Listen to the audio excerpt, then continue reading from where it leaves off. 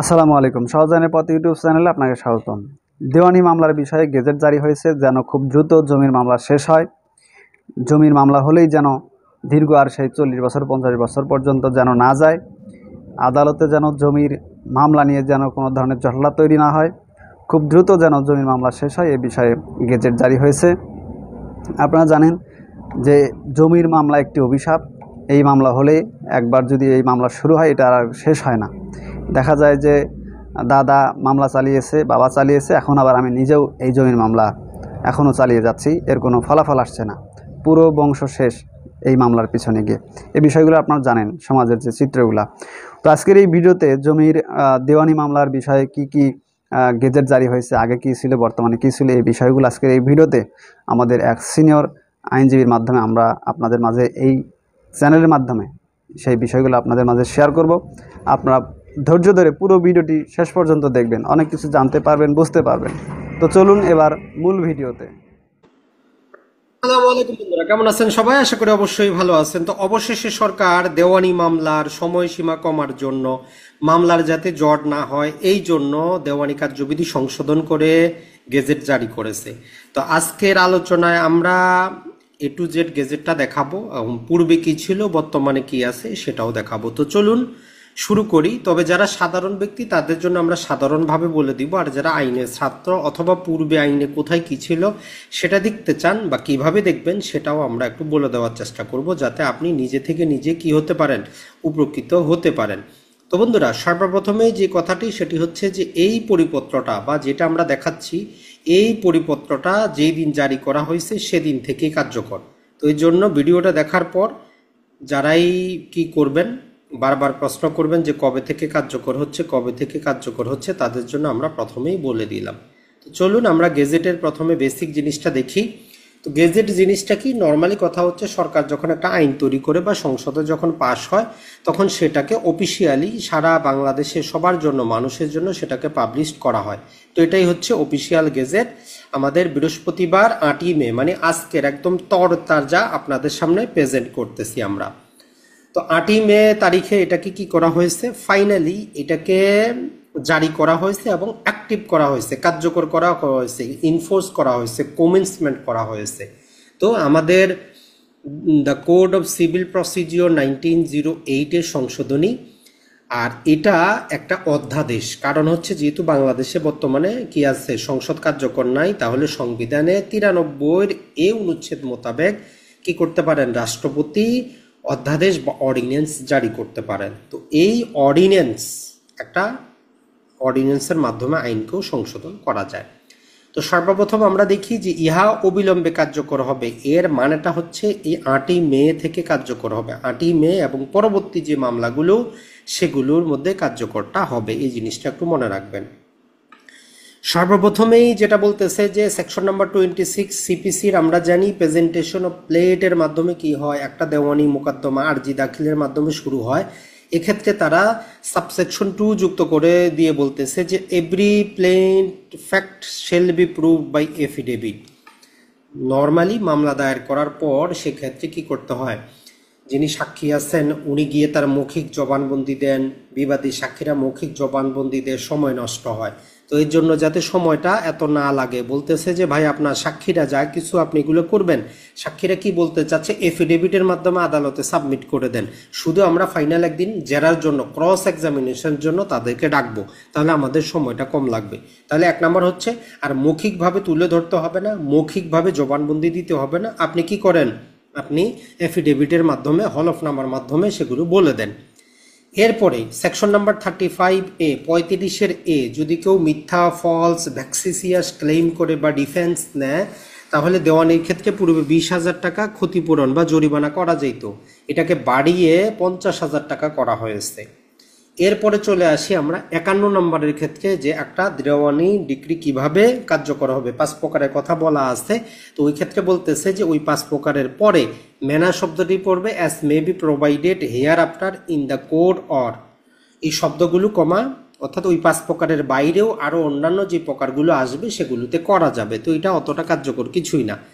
এরপরে যদি আমরা দেখি সবচেয়ে গুরুত্বপূর্ণ যেটা 56তে পূর্বে কি হইতো, টাকার মামলায় মহিলাকে গ্রেফতার করা যাইতো না। তো এখন আমরা বলতেছি যে মহিলা শব্দগুলোর পরিবর্তে এন ওল্ড অর্থাৎ বৃদ্ধ ব্যক্তি, ইনফার্ম অক্ষম ব্যক্তি, প্রেগনেন্ট সেটা হচ্ছে গর্ভবতী, ব্রেস্ট ফিডিং যারা দুধ অর্থাৎ যেই মহিলারা বাচ্চাকে দুধ খাওয়াচ্ছেন এইরকম মহিলাদেরকেও গ্রেফতার করা যাবে না। আগে ছিল শুধু মহিলাকে গ্রেফতার করা যাবে না, এখন বৃদ্ধ, অক্ষম, প্রেগনেন্ট এবং যারা বাচ্চাকে দুধ খাওয়াচ্ছেন তাদেরকে টাকা মামলায় গ্রেফতার করা যাবে না। 57তে ছিল একটা খোরাকি ভাতা, দেওয়ানি মামলায় কাউকে গ্রেফতার করাইলে তার জেলে থাকার খরচটা বাদীকে দেওয়ার নিয়ম ছিল। তো এখন বলতেছে যে এই অপশনের আমাদের দরকার না, এটা আমরা বাদ দিয়ে দিই। এরপরে যদি আমরা দেখি মোটামুটি আমাদের জন্য গুরুত্বপূর্ণ যেগুলো সেগুলো আমরা দেখতেছি যে 94 নম্বরে আমরা জানি কি করা যাইতো, দেওয়ানি মামলার ক্ষেত্রে আমরা অ্যারেস্ট করাইতে পারি, গ্রেপ্তার করাইতে পারি, সম্পত্তি কোক করাইতে পারি, সেখানে ইনজাংশন নিতে পারি, ইন্টারলোকেটরি অর্ডার নিতে পারি। তো এই ক্ষেত্রে 94 পরে 94 ক বা 94 এ বলে একটা সেকশন যুক্ত করে দিয়ে বলতেছে যে ডাইরেক্ট অ্যান্ড এক্সিকিউশন অর্ডার। তো এই যে কোনো ডিক্রির ক্ষেত্রে যেটা বলতেছে যে কোর্ট কি করতে পারে, court may direct the executive authority include the law enforcement agency, অর্থাৎ কোনো একটা ডিক্রি বা অর্ডার কার্যকর করার জন্য আদালত এক্সিকিউটিভ অথরিটিকে কি আদেশ দিতে পারে, অর্থাৎ সরাসরি পুলিশকেও বলতে পারে যে আপনি যান এই সম্পত্তির দখলটা করায় দেন, আপনি যান ওই জিনিসটা করিয়ে দেন। তো এটা আদালত করতে পারে ডাইরেক্ট। এরপরে চলে আসি আমরা সিপিসির ওয়ার্ডারে, 5 নম্বর ওয়ার্ডারে যেভাবে আমাদের সমন জারি হয় না, দেওয়ানি মামলার সমন জারি হইতে অনেক সময় লাগে, কারণ বর্তমান পদ্ধতিতে 2 প্রকারের সমন জারি হয়, একটা হচ্ছে জারিকারকের মাধ্যমে আর একটা হচ্ছে পোস্ট অফিসের মাধ্যমে অর্থাৎ রেজিস্টার ডাকযোগে। তবে সবচেয়ে দুঃখের বিষয় হচ্ছে তারা এখানে উল্লেখিত এই জিনিসটা বলে নাই যে যে কোনো এক প্রকারে দিয়ে দিলেই হবে, সেটা আগের মতোই রেখে দিছে যে বিচারকের সন্তুষ্টির উপর নির্ভর করে। এখন বিচারক কোনোদিনই সন্তুষ্ট হন না, আগেও ছিল ইমেলের মাধ্যমে, সেটা আগেও কিন্তু ছিল ফ্যাক্সের মাধ্যমে। তো এখন যেটা বলতেছে যে শর্ট মেসেজ, মোবাইল সার্ভিসের মাধ্যমে, ভয়েস কলের মাধ্যমে, ইনস্ট্যান্ট মেসেজ সার্ভিসের মাধ্যমেও যদি আপনি সমন দেন তাহলে সমনটা জারি হবে। তবে বিচারক যে সন্তুষ্ট হবে না হবে ওই জিনিসটা কিন্তু বলা হয়নি। তার মানে এই ধারার উদ্দেশ্য সফল করার জন্য যে সংশোধনী আনা হয়েছে তার কোনো দামই থাকলো না। আর বলতেছে provided that proof of such service shall be kept A record. মূল কথাটা হচ্ছে বিচারক সন্তুষ্ট কখন হবে, যদি এখানে সরাসরি বলে দেওয়া হইতো যদি শর্ট মেসেজের মাধ্যমে শর্ট মেসেজটা সার্ভ হয় বিচারক অবশ্যই ধরে নেবেন শেল বি, তাহলে কার্যকরটা ছিল। এখন আগেও তো নিয়ম ছিল ভাই, ব্যক্তিগতভাবে দেওয়া যায়, ডাক বিভাগের মাধ্যমে দেওয়া যায়, তো তারপরেও তো তারা করে না, বা বলে দেখ যে যে কোনো একভাবে জারি হইলে অবশ্যই বিচারক ধরে নেবেন, তাহলে হইতো। তার মানে এই ধারার উদ্দেশ্যটা সফল হবে না। এরপরে আমরা চলে আসি, সেটা হচ্ছে 8 নাম্বার আমাদের যে আদেশটা আছে সেখানের ক্ষেত্রে বলতেছে আগে বাদীর ক্ষেত্রে আমরা নাম ঠিকানা লিখতাম, তো এখানে বলতেছে যে অবশ্যই তার একটা মোবাইল নাম্বার, তার ন্যাশনাল আইডেন্টিফিকেশন নাম্বার এবং ইমেল অ্যাড্রেস আমরা দিয়ে দিব। আর বিবাদীর ক্ষেত্রে বলতেছে যে বিবাদীর ক্ষেত্রে তার মোবাইল নাম্বার, ন্যাশনাল আইডি এবং ইমেল এগুলো দিয়ে দিব। তো নর্মালি বিবাদীটা আপনি কোথায় পাবেন, তার মানে বিবাদীটার ক্ষেত্রে কোনো লাভ নাই, বিবাদী তো আপনি কাছে পাবেন না, বাদীর ক্ষেত্রে এটা যথেষ্ট। তবে এটা হচ্ছে বিবাদীও যখন জবাব দাখিল করবে সেও তার মোবাইল নাম্বার, ন্যাশনাল আইডি এগুলো সে দিবে, ইমেল নাম অ্যাড্রেস সে দিবে। এরপরে যদি আমরা দেখি সেটা হচ্ছে যে আমাদের 9 নাম্বার আদেশের সংশোধনী দিয়ে বলতেছে যেটা আমরা জানি এক্সপার্টে যদি ডিক্রি হয়ে যায় তখন কি করা হইতো, যে ওই এক্সপার্টে ডিক্রিটা রদ করা যাইতো। সেখানে বলতেছে যে provided further that no decree shall be set aside more than once under this rule at the instance of the same defendant। সেখানে ছিল যে একটা ডিক্রি যদি কি হয় একতরফা যদি ডিক্রি হয়ে যায়, এক্সপার্টে ডিক্রি হয়, তাহলে সেটা রদ করার আবেদন করা যায়। কতবার করা যাবে সেটা কিন্তু বলা নাই, তো এই জন্য এখানে বলতেছে যে শুধু একবারই করা যাবে, এই জিনিসটা মনে রাখবেন।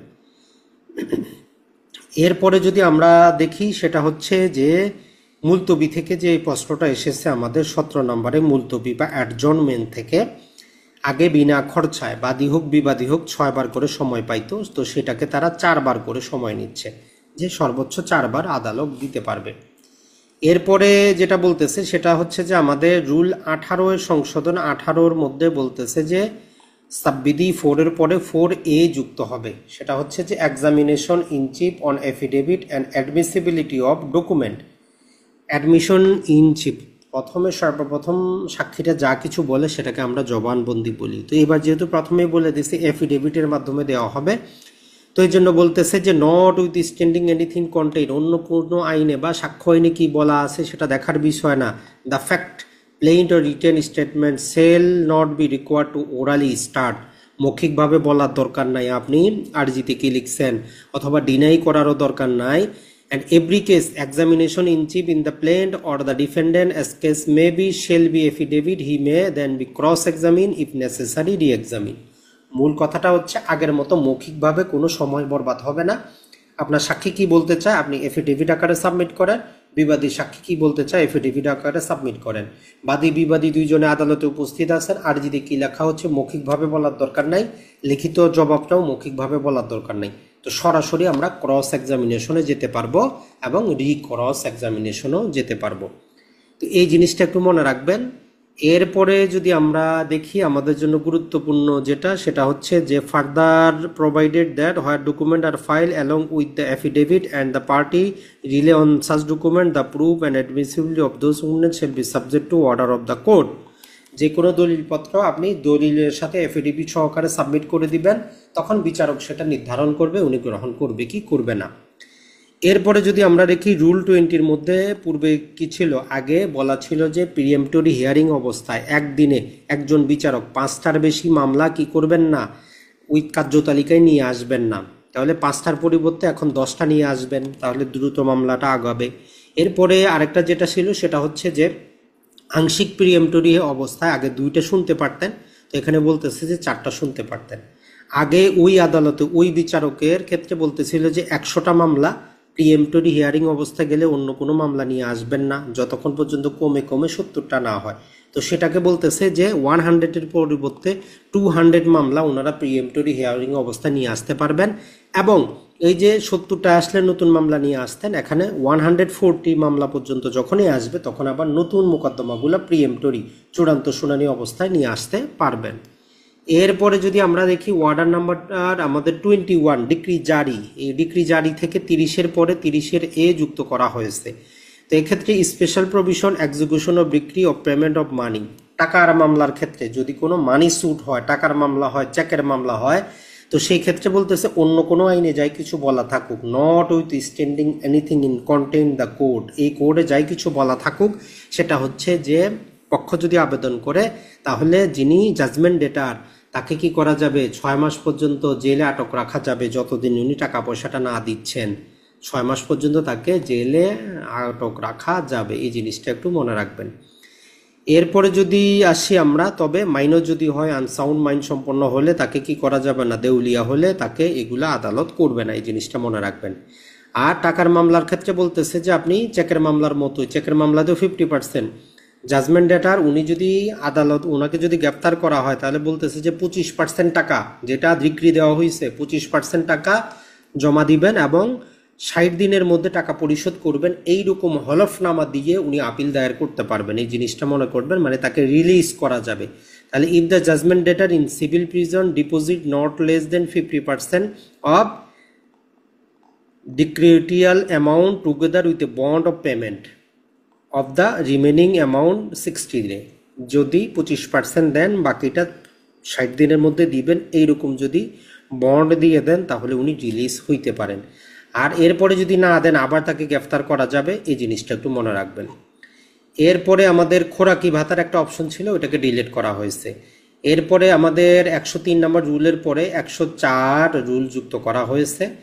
তো বলতেছে যে direct execution of a decree, direct execution of a decree অন্য কোনো আইনে যাই কিছু বলা থাকুক যে court may be subject to the law of limitation receive an application for the execution of decree in record the suit where is decree has been pass, যে ডিক্রিগুলো পাস করা হয়েছে যদি আমাদের সময়ের মধ্যে আবেদন করা হয়, where the record has been call for appellate or revisional court in part file paper this purpose court may B 14 order the execution of decree. তার মানে কথা হচ্ছে যে আপনাকে পৃথক করে আগের মতো আর নর্মালি করতে হবে না, আগের যে ডিক্রিগুলো পাস হয়েছে সেগুলো যদি আবেদন করেন আদালত সরাসরি ডাইরেক্ট এক্সিকিউশন অফ ডিক্রি করতে পারবে। আর যদি প্রপার্টির ক্ষেত্রে হয়, যেখানে প্রপার্টি দখল লাভের দরকার, কাউকে বেদখল করা হয়েছে, তো এরকম ক্ষেত্রে আদালত কি করতে পারবে, সরাসরি আদেশ দিতে পারবে ল এনফোর্সমেন্ট এজেন্সিকে, পুলিশকে, যে দখলটা উদ্ধার করে দেন। এরপরে হচ্ছে আমাদের 41 নাম্বার, আপিলে চলে গেছে।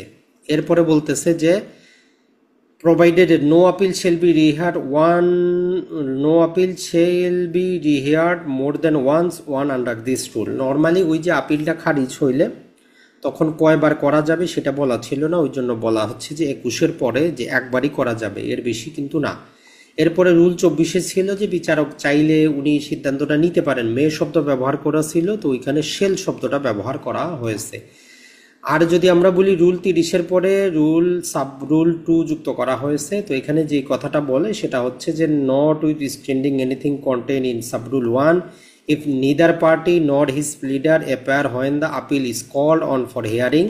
যখন আপিল শুনানি শুরু হয়, যদি কি না করে, যিনি আপিলটা দায়ের করেছিলেন উনি বা বিবাদী পক্ষ কেউ যদি না আসে, appellate court may চাইলে for reason to record in the writing if consider material on record and sufficient dispose of the appeal on merit pronounce a judgment in open court immediately or on date fixed by. অর্থাৎ বাদী বিবাদী কেউ যদি উপস্থিত না হয়, appeal আদালত চাইলে মামলাটার চূড়ান্ত নিষ্পত্তি করে দিতে পারে। তো এখান থেকে মোটামুটি একটা শুধু বাদ দিয়ে বাকিগুলো আমরা বলতে পারি গুরুত্বপূর্ণ। একটা হচ্ছে সমন জারিটা আমার মন মতো হয় নাই। তো যাই হোক, যারা বুঝেন না যে কি সংশোধনটা করা হয়েছে পূর্বের আর বর্তমানের সাথে, এক লাইনে দেখে নিই। পূর্বে ছিল 20,000 টাকা জরিমানা ভুয়া মামলা করলে, এখন হচ্ছে 50,000 টাকা। খোরাকি ভাতা আগে নিয়ম ছিল, যদিও দেওয়া হইতো না, এখন ওই অপশনটাই বাতিল করা হয়েছে। বাদীর নাম ঠিকানা সাধারণ ছিল, এখন মোবাইল নাম্বার, ইমেল অ্যাড্রেস এবং আইডি কার্ড দিতে হবে। এরপরে ডিগ্রিটা এক্সপার্টে হইলে কতবার সেটা রদের আবেদন করা যাবে সেটা বলা ছিল না, বলা হচ্ছে যে একবারই করা যাবে। আগে আদালতে 6 বার বিনা খরচায় মুলতবি নেওয়া যাইতো, এখন শুধু 4 বার মুলতবিটা নেওয়া যাবে।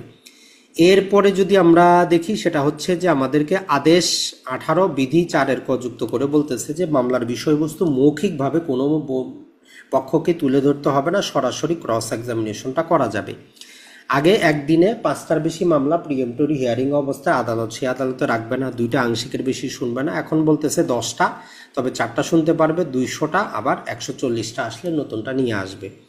এরপরে সেটা হচ্ছে টাকার মামলায় সরাসরি কি করা যাবে, জাজমেন্ট ডেটারকে 6 মাসে জেল রাখা যাবে, এবং উনি যদি কি করেন জেলে থাকা অবস্থায় 25% টাকা, বাকি টাকা 60 দিনে দিবেন, এইরকম বন্ড প্রদান করেন, তবে তাকে ছেড়ে দেওয়া যাইতে পারে। এরপরে খোরাকি ভাতার অপশনটা বাদ দেওয়া হয়েছে। আর কথা হচ্ছে যে আদালত কি করতে পারে, সেই কোনো জিনিস যে ডিগ্রিগুলো পাস হয়েছে কেউ যদি আবেদন করে অথবা সম্পত্তি দখল রিলেটেড জিনিসটাকে অটোমেটিক ডিগ্রি জারির পরে আদালত সরাসরি আদেশ দিতে পারে, আর ডিগ্রি জারি দরখাস্ত দিতে হবে না। আপিল খারিজ, যদি একবার আপিল খারিজ হয় শুধু একবারই আবেদনটা করা যাবে, একবারের বেশি রিয়ারিং হবে না।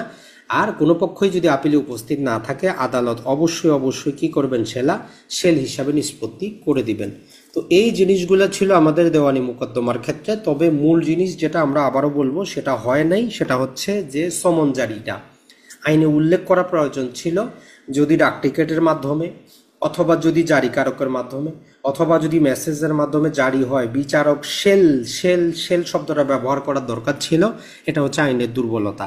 তো এই জন্য যে পূর্বে যে আইনের জিনিসটা তারা দিয়েছিল সেটার সাথে এটার কিন্তু অনেকটা আইনের ফাইনাল যে গেজেট করা হয়েছে মিল নেই।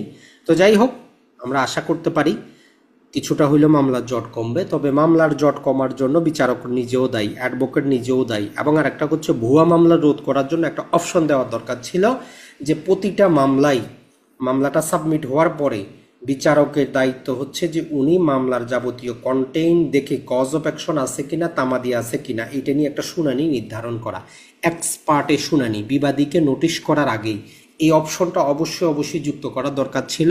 তো বিচারক তখন যদি আদেশটা দিতেন যে তামাদির মধ্যে ঠিক আছে এবং কজ অফ অ্যাকশনটা ঠিক আছে, তখনই শুধু অপরপক্ষকে নোটিশ করার দরকার ছিল। এই অপশনটা যদি তারা যুক্ত করে, আশা করি আমাদের দেওয়ানি মামলায় যুগান্তকারী জিনিস আসবে। তো এই ছিল ভিডিও, আশা করি আপনারা পুরো ভিডিওটি দেখেছেন। জমির মামলা এখন খুব দ্রুত নিষ্পত্তি হবে, খুব দ্রুত সময়ের মধ্যে এখন ফলাফল পাওয়া যাবে। এই বিষয়ে যদি আপনার আরও কোনো প্রশ্ন মতামত থেকে থাকে সেটা অবশ্যই ভিডিও নিচে কমেন্ট বক্সে লিখে জানাবেন।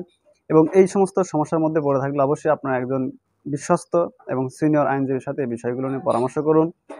যদি আপনার জমি নিয়ে কোনো সমস্যা থেকে থাকে, আশা করি আইনের মাধ্যমে অবশ্যই আপনার জমি ফিরে পাবেন, আপনার সম্পত্তির দখল ফিরে পাবেন। সবাই সুস্থ থাকবেন, চ্যানেলটি সাবস্ক্রাইব করবেন, ভিডিওটি ভালো লাগলে শেয়ার করবেন। আসসালামু আলাইকুম।